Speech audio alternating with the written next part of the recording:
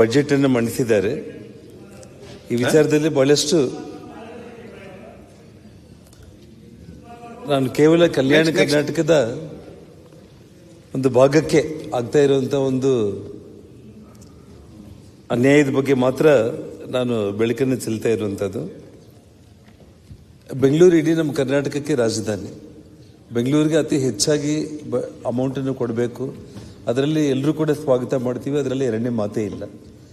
ಆದರೆ ಕಲ್ಯಾಣ ಕರ್ನಾಟಕಕ್ಕೆ ಹೋಲಿಸಿದಾಗ ಅಂದರೆ ಬೆಂಗಳೂರಿಗೆ ನಾವು ಅಮೌಂಟ್ ಕೊಡ್ತಾ ಇದ್ದೀವಿ, ಅದರಲ್ಲಿ ಕೇವಲ 10ರಿಂದ 12% ಇಲ್ಲಿ 100 ರೂಪಾಯಿ ಕೊಟ್ಟರೆ ಒಬ್ಬರಿಗೆ ಅಲ್ಲಿ 10 ರೂಪಾಯಿ ಕೊಡುವಂಥ ಒಂದು ಪರಿಸ್ಥಿತಿ ಬಂದಿರುವಂಥದ್ದು.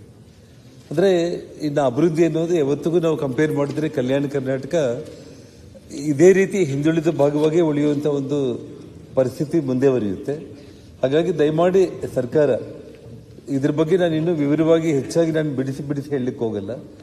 ಅಟ್ಲೀಸ್ಟ್ ಬರೋ ದಿನಗಳಲ್ಲಾದರೂ ಕೂಡ ಈ ಭಾಗಕ್ಕೆ ಏನು ಆದ್ಯತೆ ಕೊಡ್ತಾ ಇದ್ದೀವೋ ಬರೋ ಒಂದು 3-4 ವರ್ಷ 5 ವರ್ಷ ಕಲ್ಯಾಣ ಕರ್ನಾಟಕಕ್ಕೆ ನಾವು ಆದ್ಯತೆ ಕೊಡೋದ್ರ ಮೂಲಕ ಎಲ್ಲ ಇಡೀ ನಮ್ಮ ರಾಜ್ಯ ಕೂಡ ಅಭಿವೃದ್ಧಿ ಹಂತದಲ್ಲಿ ಇದೆ ಅಂತೇಳಿ ಒಂದು ಒಳ್ಳೆಯ ಸಂದೇಶ ಕೊಡುವಂಥ ಒಂದು ಪ್ರಾಮಾಣಿಕ ಪ್ರಯತ್ನ ಸರ್ಕಾರ ಮಾಡಲಿ ಅಂತೇಳಿ ಹೇಳ್ತಾ, ಯಾಕಂದ್ರೆ ಇವತ್ತು ಕಲ್ಯಾಣ ಕರ್ನಾಟಕದಲ್ಲಿ ಆರೋಗ್ಯ ಮತ್ತು ಮೂಲಸೌಕರ್ಯ, ಶಿಕ್ಷಣ ಸೇರಿದಂತೆ ಎಲ್ಲ ವಿಚಾರಗಳಲ್ಲಿ ಕೂಡ ಇವತ್ತು ನಾವು ತೀರಾ ಹಿಂದುಳಿದಿದ್ದೀವಿ. ಎರಡನೇ ಮುಖ್ಯ ವಿಚಾರ, ನಾನು ನಮ್ಮ ಮಿರ್ಚಿ ರೈತರ ಬಗ್ಗೆ ಮಾತಾಡಬೇಕಂತ ಅನ್ಕೊಂಡಿದ್ದೆ. ನನ್ನ ಸಹೋದರ ಗಣೇಶ್ ಅದ್ರ ಬಗ್ಗೆ ಬಹಳಷ್ಟು ವಿವರವಾಗಿ ಹೇಳಿದ್ದಾರೆ.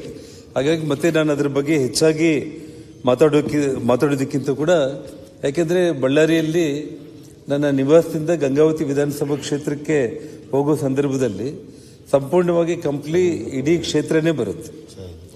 ದಾರಿಯಲ್ಲಿ ಹೆಜ್ಜೆಯಲ್ಲಿ ಕೂಡ ರೈತರು ಗಾಡಿಗಳನ್ನ ನಿಲ್ಲಿಸಿಬಿಟ್ಟು ಅವರ ಗೋಳನ್ನು ನಾವು ಕೇಳ್ತಾ ಇದ್ರೆ ಕೆಲವೊಂದ್ಸಲ ನಿಜವಾಗ್ಲೂ ಕೂಡ ಅಲ್ಲೇ ಕಣ್ಣೀರು ಬರುವಂಥ ಒಂದು ಪರಿಸ್ಥಿತಿ. ಇವತ್ತು ಮಿರ್ಚಿ ರೈತರಿಗೆ ಇವತ್ತು ಬಹಳ ದೊಡ್ಡ ಪ್ರಮಾಣದಲ್ಲಿ ಬೆಳೆ ಆಗಿಬಿಟ್ಟಿದೆ, ಆದರೆ ಅವರಿಗೆ ಬೆಲೆ ಸಿಗ್ತಾ ಇಲ್ಲ.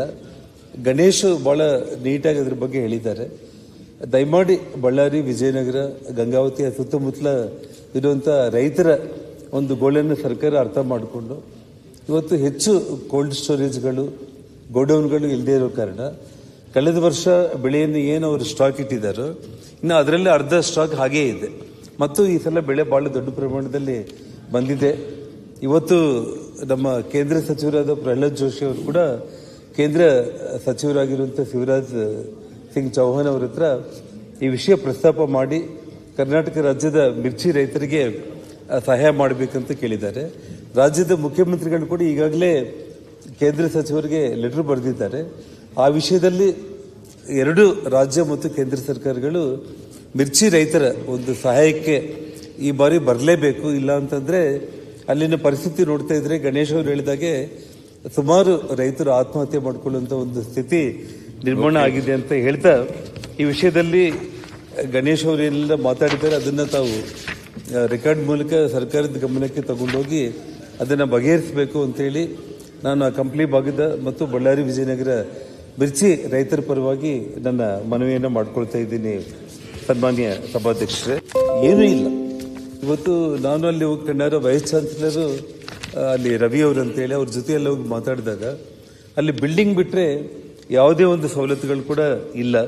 ಹಾಗಾಗಿ ಸರ್ಕಾರ ಮುಚ್ಚೋದಿಲ್ಲ ಅನ್ನೋದಕ್ಕಿಂತ ಕೂಡ ಯೂನಿವರ್ಸಿಟಿ ಮುಚ್ಚೋಗೋ ಸ್ಥಿತಿಗೆ ಬಂದಿರೋ ಕಾರಣ ನಮ್ಮ ಶಿವರಾಜ್ ಸಂಗಡಿಗೆ ಸಹೋದರ ಜಿಲ್ಲಾ ಉಸ್ತುವಾರಿ ಸಚಿವರಿದ್ದೀರಿ, ದಯಮಾಡಿ ಕೊಪ್ಪಳ ಯೂನಿವರ್ಸಿಟಿ ಬಗ್ಗೆ ಗಮನ ಹರಿಸಿ ಇವತ್ತು ಎಲ್ಲ ಸಚಿವರ ಜೊತೆ ಮಾತಾಡಿ ಅಲ್ಲಿ ಮೂಲಭೂತ ಸೌಲಭ್ಯಗಳನ್ನ ಒದಗಿಸಿ ಆ ಯೂನಿವರ್ಸಿಟಿ ಒಂದು ಒಳ್ಳೆಯ ಸ್ಥಿತಿಗೆ ಬರುವಂತ ಒಂದು ವಿಚಾರಕ್ಕೆ ಸರ್ಕಾರ ಗಂಭೀರವಾಗಿ ಯೋಚನೆ ಮಾಡಬೇಕಂತ ಹೇಳ್ತಾ, ಇನ್ನೊಂದು ಮುಖ್ಯವಾದ ವಿಷಯ ಏನಂತಂದ್ರೆ ನಾನೊಂದು 5 ನಿಮಿಷಕ್ಕಿಂತ ಹೆಚ್ಚು ತಗೊಳ್ಳಲ್ಲ ಅಧ್ಯಕ್ಷರೇ.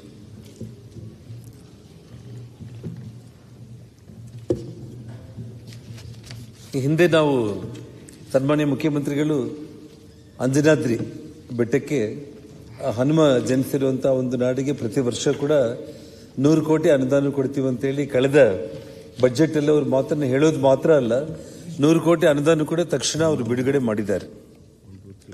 ಅದಕ್ಕೆ ಸಂಬಂಧಪಟ್ಟು ಇವತ್ತು ಕೆಲವೊಂದು ಕೆಲಸಗಳೆಲ್ಲ ಕೂಡ ಪ್ರಾರಂಭ ಆಗಿದೆ.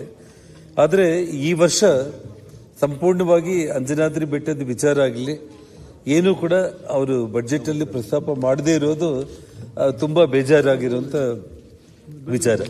ಯಾಕಂದ್ರೆ ಇವತ್ತು ಇಡೀ ಕೊಪ್ಪಳ ಜಿಲ್ಲೆ ಅಂತಂದ್ರೆ ಅಂಜನಾದ್ರಿ ಹನುಮನ ನಾಡಿಗೆ ಇವತ್ತು ಒಂದು ದಿವಸಕ್ಕೆ ಕನಿಷ್ಠ ಅಂತಂದ್ರೆ ಕೂಡ 20-25 ಸಾವಿರ ಜನ ಭಕ್ತಾದಿಗಳು ಇಡೀ ದೇಶ ವಿದೇಶಗಳಿಂದ ಬರ್ತಾ ಇದ್ದಾರೆ. ಹಾಗಾಗಿ ಅವರು ಪ್ರತಿ ವರ್ಷ ಅವ್ರು ಏನು 100 ಕೋಟಿ ಕೊಡ್ತೀವಂತ ಅವ್ರು ಮಾತು ಕೊಟ್ಟಿದ್ರು. ಆ ಮಾತನ್ನ ನಾನು ನೆನಪಿಸ್ತಾ ಇದ್ದೀನಿ. ಇವಾಗ ಅವರು ನಾಳೆ ಬಜೆಟ್ ಒಂದು ಇದಕ್ಕೆ ಅವರು ಉತ್ತರ ಕೊಡುವಂತ ಸಂದರ್ಭದಲ್ಲಾದರೂ ಕೂಡ ಅಂಜನಾದ್ರಿಗೆ 100 ಕೋಟಿ ಕೊಡ್ತೀವಿ ಅನ್ನೋ ಮಾತನ್ನ ಅವ್ರು ಏನ್ ಹೇಳಿದ್ದಾರೆ ಅದನ್ನ ಘೋಷಣೆ ಮಾಡಬೇಕಂತ ಹೇಳಿ ನಾನು ಸನ್ಮಾನ್ಯ ಮುಖ್ಯಮಂತ್ರಿಗಳಲ್ಲಿ ನಾನು ವಿನಂತಿ ಮಾಡ್ಕೊಳ್ತಾ ಇದ್ದೀನಿ.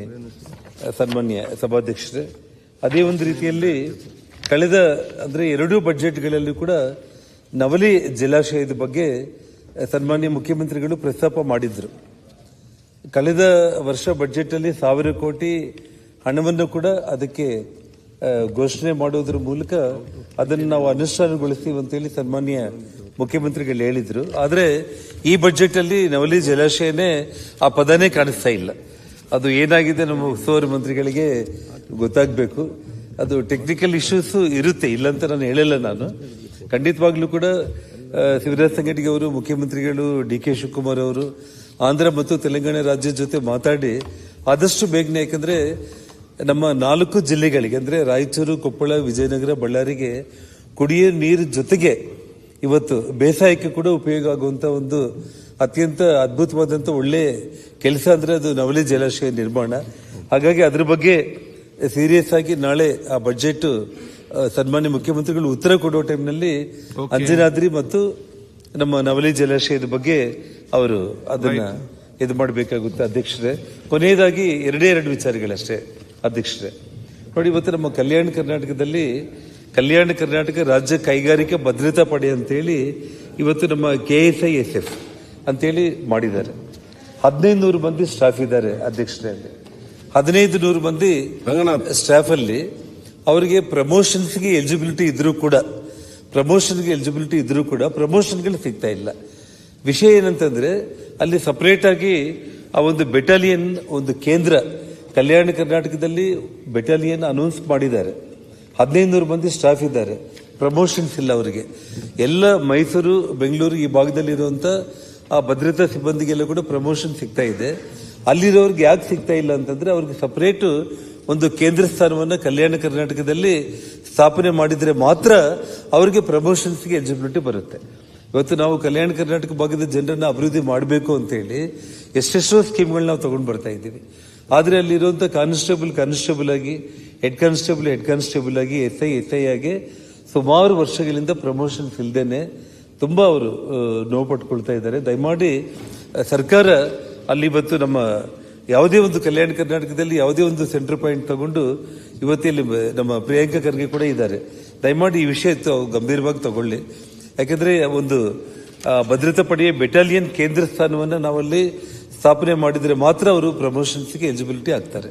ಹಾಗಾಗಿ ಇದೊಂದು ವಿಷಯ, ಇದು ಅದನ್ನ ತಾವು ಮಾಡ್ಬೇಕಂತೇಳಿ ಕೇಳ್ತಾ, ಕೊನೆಯದಾಗಿ ಅಧ್ಯಕ್ಷರೇ, ಇವತ್ತು 4 ಲಕ್ಷ ಕೋಟಿ ಬಜೆಟ್ ನಾವು ಪ್ರಸ್ತಾಪ ಮಾಡಿದ್ದೀವಿ. ಆದ್ರೆ ನಾನಿವತ್ತು ನಿಮಗೆ ಪ್ರಸ್ತಾಪ ಮಾಡ್ತಾ ಇರೋದು ಕೇವಲ ಲಕ್ಷಗಳು ಖರ್ಚಾಗುವಂತ ಒಂದು ವಿಚಾರ. ಇವತ್ತು ಇಡೀ ಕರ್ನಾಟಕ ರಾಜ್ಯದಲ್ಲಿ ಪ್ರತಿ ಜಿಲ್ಲೆಯಲ್ಲೂ ಕೂಡ ಇವತ್ತು ಜಿಲ್ಲಾ ವಿಕಲಚೇತನರ ಪುನರ್ವಸತಿ ಕೇಂದ್ರಗಳಂತ ಹೇಳಿ ಇದೆ. ಅಂದ್ರೆ ಈ ನಿರ್ಗತಿಕರಿಗೆ, ನಿಸ್ಸಹಾಯಕರಿಗೆ, ಬುದ್ಧಿಮಾಂದ್ಯ ಮಕ್ಕಳಿಗೆ ಇಂಥವ್ರೆಲ್ಲರಿಗೂ ಕೂಡ ಸೇವೆ ಮಾಡುವಂತ ಇವತ್ತು ಅಲ್ಲಿರುವಂತ ಟೀಚರ್ಸ್, ಆ ಇನ್ಸ್ಟಿಟ್ಯೂಷನ್ಗಳಿಗೆ ಸ್ಯಾಲರಿ ಇವತ್ತು ಸುಮಾರು ಹೆಚ್ಚು ಕಡಿಮೆ 10 ವರ್ಷಗಳಿಂದ ಕೂಡ ಇನ್ಕ್ರೀಸ್ ಆಗಿಲ್ಲ. ಯಾಕೆಂದ್ರೆ ಬಹಳ ಮನಸ್ಸಿಂದ, ಹೃದಯದಿಂದ ಅವ್ರ ಮನೆ ಮಕ್ಕಳ ತರ ನೋಡ್ಕೊಂಡು ಅವ್ರಿಗೆ ಸೇವೆ ಮಾಡ್ತಾ ಇರ್ತಾರೆ. ಹಾಗಾಗಿ ಆ ಟೀಚರ್ಗಳಿಗೆ, ಆ ಇನ್ಸ್ಟಿಟ್ಯೂಷನ್ಗಳಿಗೆ ಸ್ಯಾಲರಿ ಇನ್ಕ್ರೀಸ್ ಮಾಡೋದಕ್ಕೆ ಸರ್ಕಾರ ಒಂದು ಯೋಚನೆ ಮಾಡಿ ತಕ್ಷಣ ಅದನ್ನ ಎಲ್ಲ ಅವ್ರ ಹತ್ರ ಕಂಪ್ಲೀಟ್ ರೆಡಿಯಾಗಿದೆ. ಅವ್ರ ಅನುಮೋದನೆ ಮಾಡಿ ಆ ಸ್ಯಾಲರೀಸ್ ಇನ್ಕ್ರೀಸ್ ಮಾಡಬೇಕು. ಜೊತೆಗೆ ಅಂಗವಿಕಲರ ವೇತನಗಳೇನಿದೆಯಲ್ಲ ಅದು ಇದುವರೆಗೂ ಕೂಡ ಸುಮಾರು ವರ್ಷಗಳಿಂದ ಅವರ ಪೆನ್ಷನ್ ಸ್ಕೀಮ್ಸ್ ಏನಿದೆ ಹಳೇದು ಅದು ಹಾಗೆ ಕಂಟಿನ್ಯೂ ಆಗ್ತಾ ಇದೆ. ಇವತ್ತು ಏನು ಸನ್ಮಾನ್ಯ ಮುಖ್ಯಮಂತ್ರಿಗಳು ಬಜೆಟ್ ಅನ್ನು ಮಂಡಿಸಿದ್ದಾರೆ,